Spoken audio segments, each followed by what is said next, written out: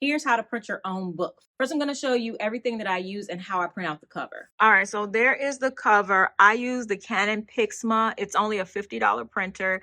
The ink is kind of expensive, and you have to change it a lot with an all color cover. But I do have a hack for that if you are interested on how to refill your own ink. The ink is down there and has two cartridges, all color one for the 3 colors, and then a black one, so you can buy the ink and refill them yourself. But anyway, we're gonna go ahead and print this out. This is an 8.5 by 11, and I'm gonna give you all the dimensions as well. You can see my printer does not print 8.5 by 11 on the edge. When you go to buy a printer, it will say that it prints borderless, but some of them only print up to 5 by 7 borderless and not 8.5 by 11. So definitely check that before you buy a printer. But either way, I kind of like cutting the edges at the end because it makes the book look print quality and nice and professional. However, if you do not want to go through the process of trimming the book at the end, definitely consider a printer that prints all the way to the edge. The paper that I use is the specific paper for the Canon Pixma, and this is the matte. This is 40 sheets or 45 sheets for about $10 on Amazon, and everything, yeah, you know where to find everything. So we're gonna find that printer, and I do have my settings saved. I have it on letter borderless, print in color, of course, landscape, 100% scale, and we want to make sure the quality is on best. So we're gonna hit print, and you do want to print this on, I don't know if you can see the difference. There's a white side. Yeah, there's a little bit of a like pale side or tan side, and there's a bright white side. You want to print on the white side. That gives you the best color. And you can definitely tell the difference when you print on other paper. It's not just regular cardstock. It is photo paper. I think it's photo paper. Yes, this is matte photo paper. Okay, so now we need to crease it. The beginner way to fold or crease your book so that you have all the folds on it. So you need 4 folds, 1, 2 for creasing it, and then you also need the ones on the side to help it to open so that it doesn't, so it has a way to open and it doesn't crease weird. I have the Score Pile scoring board, also get on Amazon. This is 8.5 by 11, so this is 11 inches. So I go to 5.5, that's the exact middle. And then I go over to the 3/8 and I score there. Then I go to the back to the half again, go to the one next to that, which is 5 5/8, score there. Then I go to the one next to both of those. So 5 1/4 and 5 3/4. Then, because you are folding the other one out, you want to turn it over and just do the inside ones. So the 5 3/8 as well as the 5 5/8. And you want to give this some good pressure in order to get it to fold correctly. So I'm going to go ahead and fold the creases that need to be folded. And I am going to show you a more advanced way to do this, or a faster way. More expensive, faster. So now we have our cover. All right, so I just got the Vivore creasing machine. And with this, you can set it up so that it indents your paper for you. So I need the tool because I was adding perforations on these pages. And that's the reason why I really like to print my own books, because I can put whatever I want in the book without adding like customization costs. So with this tool, you can perforate, you can crease, you can cut. So these two I have lifted up. This piece right there lifts it up. So if you're not using one, you can have it out of the way. So I'm not using the indentation one. And it makes your pages tear away. That's what I'm trying to say. I have these two sets so that one direction will do this one and the outside one, and if I turn it around, it'll do this one and the inside one. Yeah. All right, so next up, let's talk about book page order so that you know how to set up the pages to minimize the amount of time that it takes to print. I'm in Canva, and that's where I set up everything, and you can see my outlines where I have, I want to know where to put everything. So I have my pages up here, everything like that. But the order is really, really important. What you want to do is you have your first page here and you have your second page on the next page opposite. And the reason this works is because when everything prints out, I cut it down the middle and just slap the other part underneath. So all of these pages over here will be underneath and on the opposite side. Yes, this took a lot of thought on my part, but just trust me. So this is the first page, this is the last page, and you want to go backwards with the last pages. So let's start with the first page. First page, the first page that should be opposite it. That's the second page, the other page that should be opposite it. And it goes back and forth. So all of my odd pages will be on this side. All of my even pages will still be on that side. 1, 2, 3, 4, 5, 6, 7, 8, right? And it keeps going until you get to the middle of whatever half the number of pages are. And so last page is 106, 105, 104, 103, 102, 101, 100. So I make the book in real life, how it's supposed to be, how it's supposed to look. And then I make another file with the print page order. So this is the way I print it. It looks like this. So these two pages were attached. All these pages were attached to these pages. I use my paper cutter, cut them in half. Now I'm able to, this ends in page 36.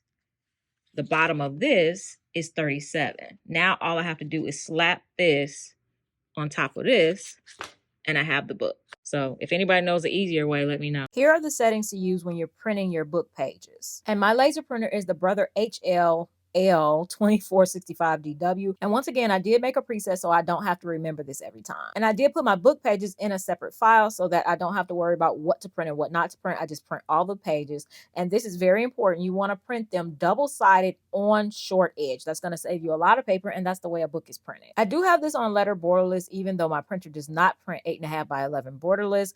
But I think it doesn't matter either way. I just put letter borderless so it'll come up 100%, and then I can change the scale to 94%. The reason I choose 94% because it shrinks it down to a size that allows me to cut off the page, the edges, and it fits within the book nicely. You can figure out whatever that percentage is for you, but if you're going to follow the same kind of template that I use, then 94% seems to do the trick for me. I do have this paper cutter I showed you guys a while ago. I really like it. All I got to do is set it on 5.5, and I can cut that whole, actually I can cut that whole stack because this cuts up to 400 sheets. Otherwise, I do have another paper cutter that cuts 16 sheets at a time. So then I would have to split the book about in half and cut half at a time. Next, we have our practice sheets. I like to put practice sheets in the back of my book, and that's the reason why I like to print them myself. The Amazon version doesn't have this because it's not, I don't know if it's even available, but even if it is, it would make the book so expensive that it would be too expensive for you guys. So I make these pages so that they fold out. And now I can also make them perforated. I don't know if you can see that, but it's also perforated. So if you want to, you can tear it out. I do have a link where you can download it for free, but if you want to tear it out, you can tear it out. So the way I do that is I print these sheets separately and I cut them down to the size that they need to be. And then I send them through this machine. It's this tool right here. That little tool right there can score and make that.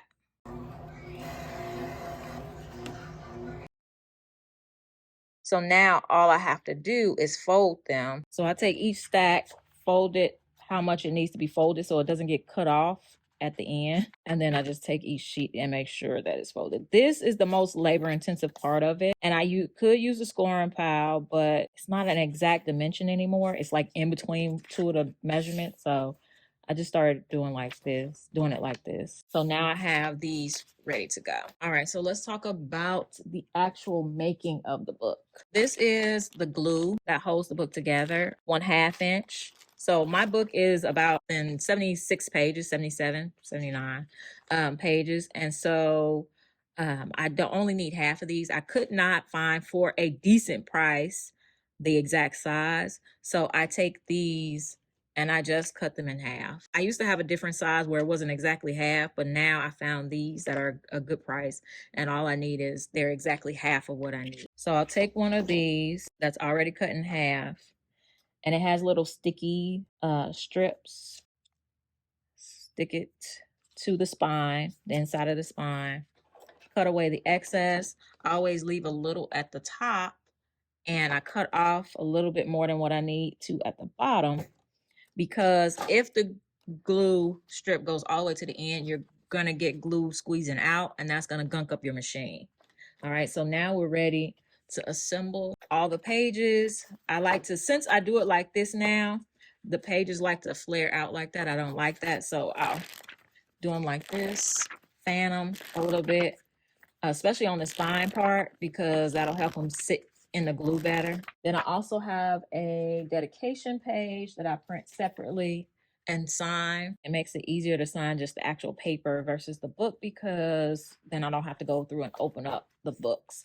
And then I have my tearaway pieces, the practice sheets. In my planner, I'm able to put scratch paper or tracing paper, and I know I would not be able to do that with most printers. So there is a reason for my madness. All right, so I put it inside, make sure everything is nice and even. Put it inside the book. All right, so even down there. You want to check this. Make sure everything is kind of even. Press down to where the glue is at the top as well. All right, and we're ready to set this in the bookbinding machine. All right, so when it's ready, it beeps like that, and it lets you know that it's hot enough. And all you do is open this up, put your book in. I like to put my book all the way to the edge so that it makes sure it stays flat. And it's gonna cook in there for, I think it's 120 seconds.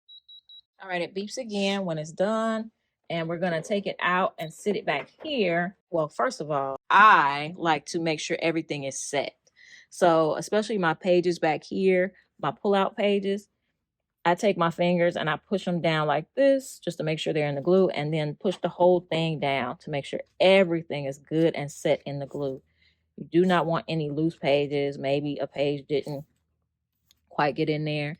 And then I make sure all the pages are even, and then I make sure that everything is set. Then I sit it back here and let it cool off for at least 3 minutes. So now we're gonna go ahead and cut this edge off. All I do is measure how much I want to keep. And for this one, I want to keep 5 3/16. And then I want to cut off everything else. So I'm gonna set this. I actually have a piece of tape set at 5.5, but that's for the books. But 5 3/16. And the way to get this set is you want to make sure that you line it up here and down here. And you tighten it up, and now it's ready to cut. And with this machine, you want to make sure that this is nice and tight.